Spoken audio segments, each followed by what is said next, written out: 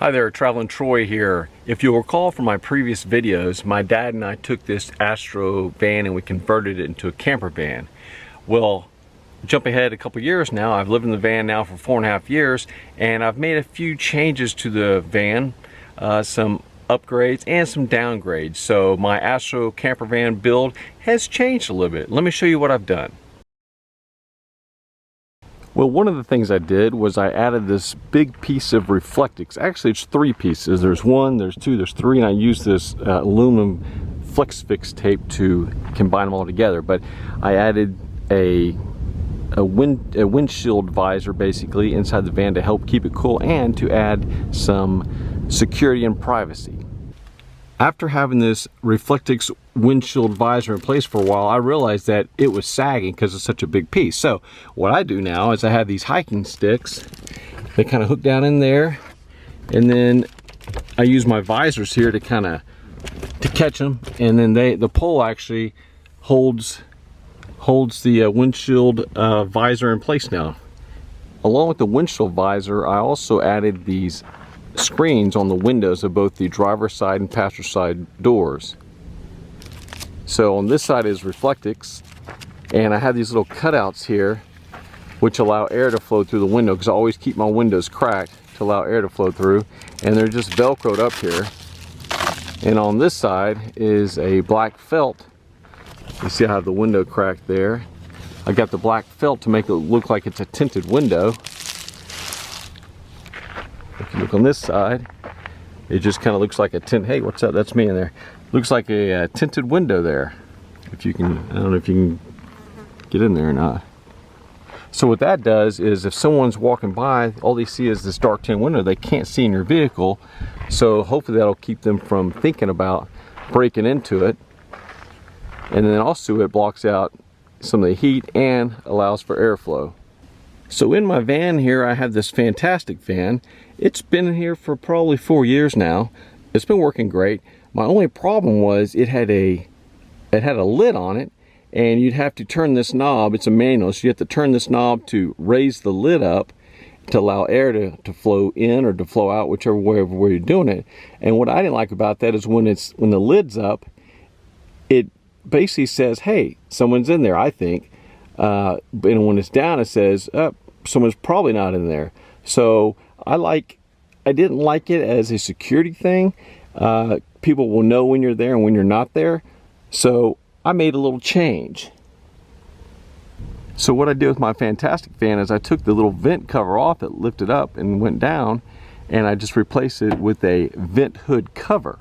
So this thing is open all the time. It's got slots here that allows air to flow through, and I just keep it open all the time now. And if rain hits here, it doesn't go in. The only way water can get in there is if it were to come in this direction.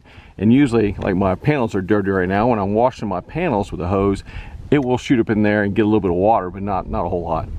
So I have this here now, and now my van looks the same all the time.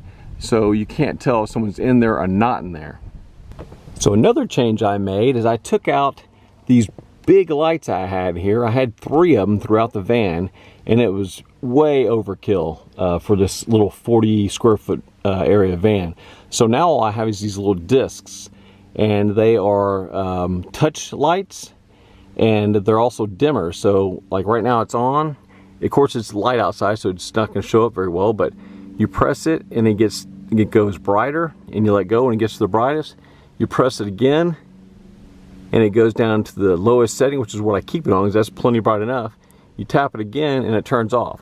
So I basically sleep right here on this side of the bed. This is where I keep my head, and I can just easily reach up, bam, and turn my light on really easily. And bam, click it again and turn it off. And I have 2 of those. So the second one's over here in the front part of the van, or the living area anyways. Tap that, turns it on, it's the same thing. So that's my new lighting. So for the kitchen and the sink area, I used to have this big faucet that would go up here, and it had a nozzle I could pull off, and I could use the nozzle. I could like shower outside if I wanted to, or I can use it to spray down dishes in the sink. That was working fine actually, but my problem was my water pump.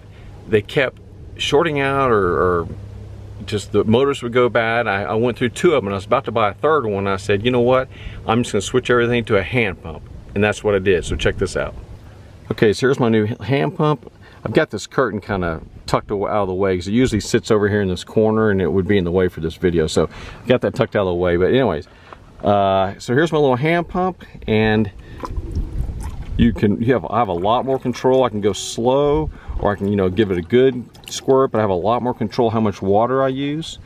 And of course, I, as usual, go crazy with my waterproof silicone to keep water from bleeding down into the sink or into the area down here. But this is my new one, and I used to have, like I said, the big one that was coming way up here, and then you know, I also had the water pump where I'd flick a switch and it would turn on automatically. But I don't know, I kind of like this. It's working out pretty well for me so far.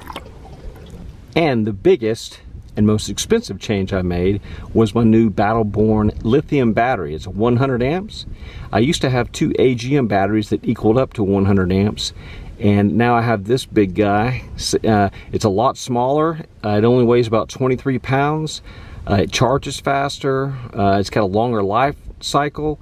My old batteries were doing fine. They were US batteries. That was the brand, and they were doing just fine, but after 4.5 years they just were not holding a charge anymore. So I got this new one and it's working great so far. So this is the biggest change, and I'm loving it. It goes great with my 3 100-watt solar panels. So another thing I did was I added another jug of water. These are 6-gallon jugs of water. I currently have 1, 2 here. I've got 2 in the back in the sink area, and then I have this little 3-gallon water container. So this is my freshwater side over here, my drinking water. So I've got a total of 15 gallons over here, and I have 12 gallons in the back for the sink. So I've got a total of 27 gallons of water in this little van. Nice. Okay, so now let me show you a quick tip for your van build if you're planning on doing a van build anytime soon. Something that my dad and I did in some areas of the van, but then this particular spot we didn't do it. Let me show you what that is. Okay, so when building a shelving system like this, I mean this thing has worked out great for me, and I've got the nets, and the nets are holding up pretty well so far. But one thing we forgot to do was smooth these edges out. Sand them down and smooth them out. And that, like my thumb right there, a lot of times I'll go reaching in and I'll scrape my hand on that as I'm reaching in the top to get something out. So this right here, at least the top parts, I think it's okay on the bottom shelf. It's the same here. Yeah. Anyways, like here and here, I always scrape my hand. So a little tip: get your sander and sand that down a little bit so you don't cut your hands up. Hey, well, thanks for checking out my video today. I'm currently in the California desert area in a BLM land, and the weather is pretty awesome over here right now. We had 1 day of rain, but now we're back to sunshine, and I'm gonna go explore some national parks here pretty soon. But if you want, check out this video over here, or this one, which I think it's gonna be on this side. Check out one of these videos over here, and new videos coming soon. Thanks a lot.